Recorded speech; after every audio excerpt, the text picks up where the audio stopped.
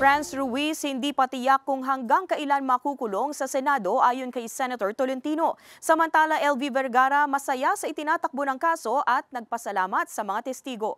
Narito ang report ni Paul Hernandez.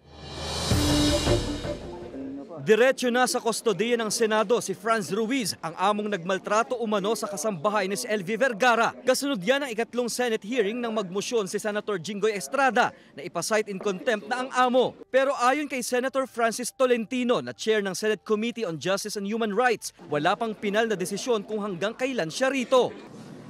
It will be determined by the court. Definitely. But of course, there is a rule. Once a Congress expires, the same is true with the detention order. Naniniwala ang senador na mas lumakas ang laban ng kaso ng kasambahay dahil sa mga medical exam na ginawa rito.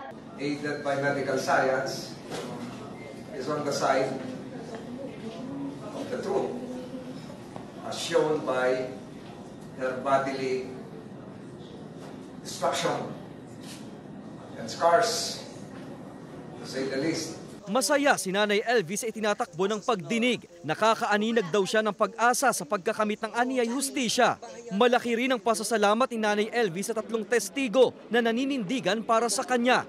Maraming salamat po sa mga tumulong sa akin, sa mga senador. Maraming salamat po. Dahil po nabigyan na po yung nangyari sa akin. Sana tuloy-tuloy na po to.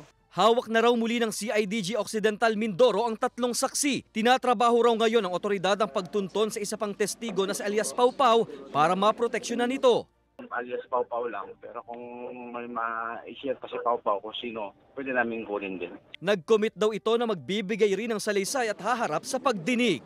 Kasama si Buhay Adante Jr., Paul Hernandez, Balitang Southern Tagalog.